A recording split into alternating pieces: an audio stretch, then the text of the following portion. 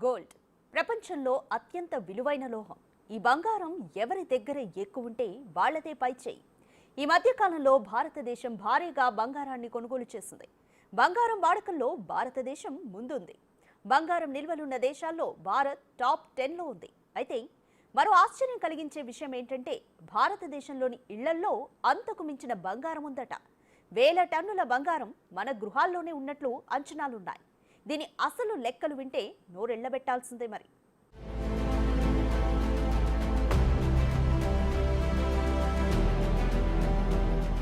భారతదేశంలో బంగారం ఉండని ఇల్లు ఉందంటే నమ్మడం కష్టం. క్లాస్తో సంబంధం లేకుండా ఎంతో కొంత కనకం కొనడం మనోళ్లకున్న వారసత్వ సంపద. అందుకే భారతదేశంలో బంగారంతో అనుబంధం శతాబ్దాలుగా కొనసాగుతూనే ఉంది. ఇక్కడ ఈ లోహానికి మతపరమైన, ఆర్థిక కోణం నుండి ప్రాముఖ్యత ఉంది. అంతకు మించి భారతీయులకు బంగారం అంటే చాలా ఇష్టం కూడా. ముఖ్యంగా భారతీయ మహిళలు బంగారు ఆభరణాలు కొనుగోలు చేయడంలో ముందు వరుసలో ఉంటారు. బంగారం అంటే చాలా మందికి ఇష్టం. అయితే ఇక్కడ చాలా మందికి ఇదొక వ్యసనం కూడా. అయితే ఇటీవల మరింత ఖరీదైన ధర కారణంగా దానిని కొనడం అందరికీ అంత ఈజీ కాదు. అయినప్పటికీ ప్రపంచంలోని అత్యధిక బంగారం ఉన్న దేశాల్లో భారత్ టాప్లో ఉండడం విశేషం. అందుకే భారత్ను ఒకప్పుడు సోనేకి చిడియా అని పిలిచేవారు. అయితే మొఘల్ ఆక్రమణదారులు, బ్రిటిష్ వారు భారతదేశాన్ని భారీగా దోచుకున్నారు. అందులో భారీ మొత్తంలో బంగారాన్ని కూడా ఎత్తుకెళ్లారు. అయినా కానీ నేటికి బంగారాన్ని కాపాడుకోవడంలో భారతదేశం సోనేకి చిడియాలానే ఉంది. ఇటీవల వరల్డ్ గోల్డ్ కౌన్సిల్ వెల్లడించిన నివేదిక ప్రకారం భారతీయ మహిళల వద్ద దాదాపు 22,000 టన్నుల బంగారం ఉంది.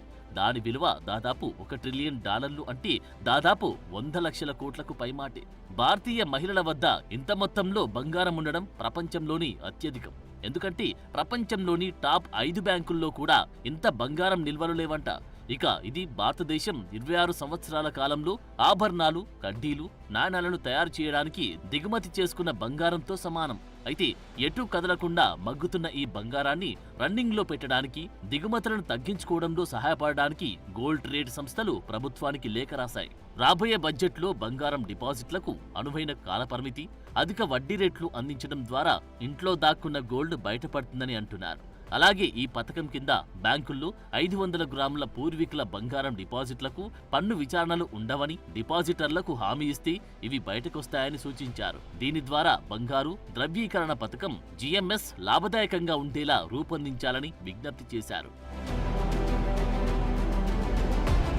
అయితే 2024 మొదటి 11 నెలల్లో భారతదేశం బంగారు దిగుమతులపై రికార్డు స్థాయిలో $47 బిలియన్ ఖర్చు చేసింది. ఇది 2023లో బంగారం ధరలు రికార్డు స్థాయికి పెరగడం వల్ల ఖర్చు చేసిన $42.6 బిలియన్ కంటే ఎక్కువ. అయితే లాకర్లలో ఉన్న నిష్క్రియ బంగారాన్ని బయటకు తీసుకురావడానికి కస్టమర్లను ఒప్పించాలని నిపుణులు అంటున్నారు. దీనికి గుర్తింపు పొందిన ప్రసిద్ధ రిటైల్ ఆభరణాల వ్యాపారుల భాగస్వామ్యం కోరుతున్నారు. దీన్ని సులభతరం చేయడానికి ప్రభుత్వం GMS ని సవరించాలని అంటున్నారు. ఇప్పటికే భారతదేశం 800 నుంచి 850 టన్నుల బంగారాన్ని దిగుమతి చేసుకుంది. నిపుణుల అభిప్రాయం ప్రకారం 22,000 టన్నుల బంగారాన్ని సమీకరించే సామర్థ్యం ఉన్నప్పటికీ విధానపరమైన, విశ్వసనీయ సమస్యల కారణంగా GMS భాగస్వామ్యం తక్కువగా ఉందని అంటున్నారు. అందుకే భారత నివాసితుల్లో నమ్మకాన్ని పెంపొందించడానికి 500 గ్రాముల వరకు పూర్వీకుల బంగారు డిపాజిట్లను పన్ను విచారణల నుండి మినహాయించాలని ప్రభుత్వానికి లేఖ రాశారు. అయితే విభిన్న డిపాజిటర్ల అవసరాలను తీర్చడానికి బ్యాంకులు సౌకర్యవంతమైన కాల పరిమితిని అందించాలని అంటున్నారు. ప్రస్తుత నియామకాల ప్రకారం ఒకేసారి కనీసం 10 గ్రాముల ముడి బంగారాన్ని, అంటే బంగారు కడ్డీలు, నాణాలు, రాళ్లు, బంగారు ఆభరణాలు డిపాజిట్ చేయడానికి అనుమతి ఉంటుంది. ఈ పథకం కింద డిపాజిట్ చేయడానికి గరిష్ట పరిమితి కూడా లేదు. అలాగే ఈ పథకం స్వల్పకాలిక, అంటే 1 నుండి 3 సంవత్సరాలు, మధ్యకాలిక అంటే 5 నుండి 7 సంవత్సరాలు, చివరిగా దీర్ఘకాలిక అంటే 12 నుండి 15 సంవత్సరాలు డిపాజిట్లను అనుమతిస్తుంది. అయితే మధ్యకాలిక, దీర్ఘకాలిక డిపాజిట్లలో 5 నుండి 7 సంవత్సరాల డిపాజిట్లకు 2.25%, 12 నుండి 15 సంవత్సరాల డిపాజిట్లకు 2.5% వడ్డీని ఆకర్షిస్తూ ఉండగా స్వల్పకాలిక డిపాజిట్లపై వడ్డీని సంబంధిత బ్యాంకు నిర్ణయిస్తుంది. దీనివల్ల బంగారం రొటేషన్లలో ఇబ్బందులు ఎదురవుతున్నట్లు నిపుణులు పేర్కొన్నారు. దీని దిశగా ప్రభుత్వం దృష్టి పెట్టాలని కోరుతున్నారు.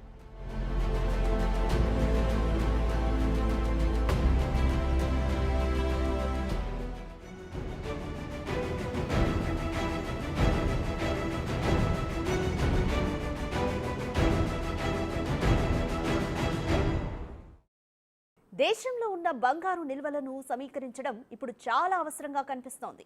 ఇది దేశ ఆర్థిక స్థిరత్వాన్ని పెంచుతోంది, అలాగే విదేశీ దిగుమతులపై ఆధారపడడాన్ని తగ్గిస్తోంది. అయితే దీనికోసం ఇళ్లల్లో ఉన్న బంగారంపై ఆధారపడాలా, లేదంటే సంస్థాగత బంగారంపై, ముఖ్యంగా దేవాలయాల వద్ద ఉన్న బంగారంపై దృష్టి పెట్టాలా అనేది ఇప్పుడు చర్చకు దారితీసింది.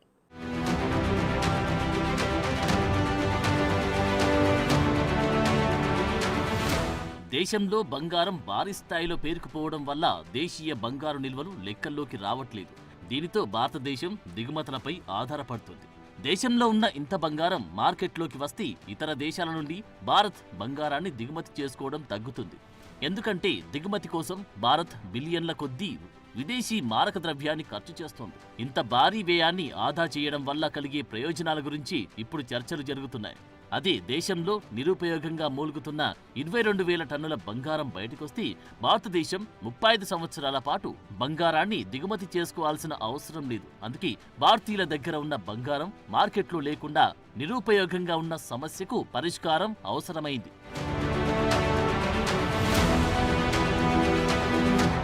అయితే ఇంత స్థాయిలో బంగారం ఎందుకు బయటకు రావట్లేదు అనే దానికి కారణాలు కూడా చాలానే ఉన్నాయి. తరతరాలుగా సంపాదించిన ఇంట్లోని బంగారం ఆభరణాలకు కొనుగోలు రుజువులు లేకపోవడం పెద్ద సమస్య.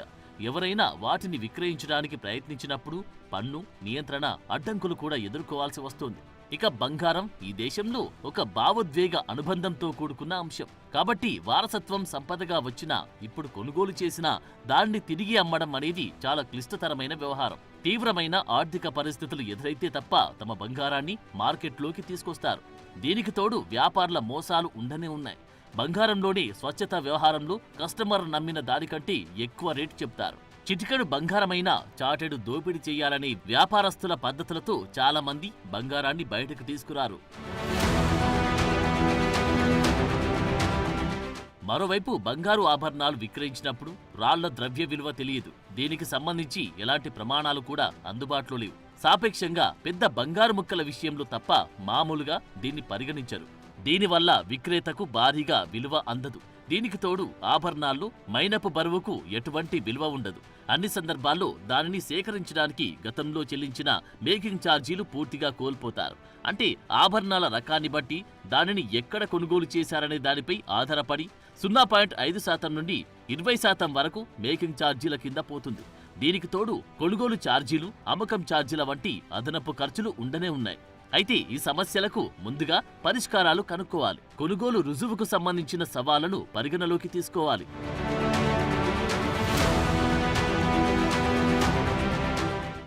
ఇక సంస్థాగత బంగారం విషయానికి వస్తే దేవాలయాలు వంటి మతపరమైన సంస్థల ఆధీనంలో ఉన్న బంగారాన్ని సమీకరించడానికి అవకాశముంటుంది.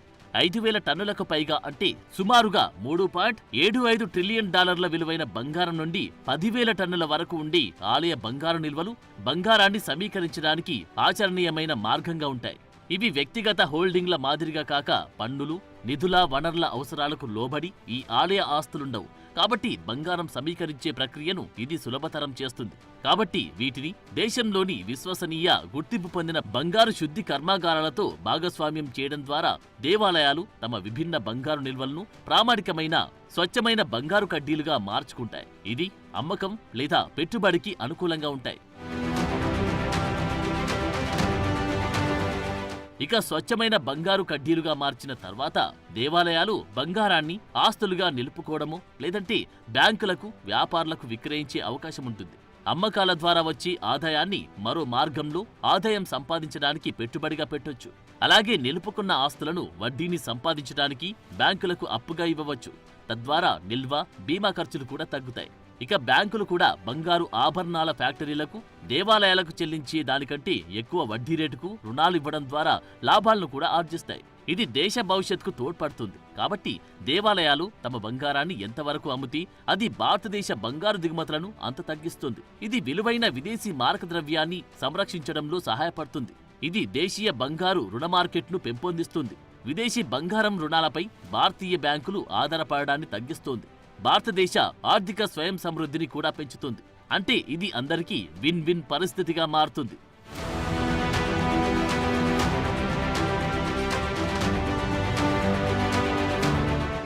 నయా భారత్ సాకారం కావాలంటే మన దేశంలోనే ఉన్న బంగారు నిల్వలను ఉపయోగించుకోవాలి.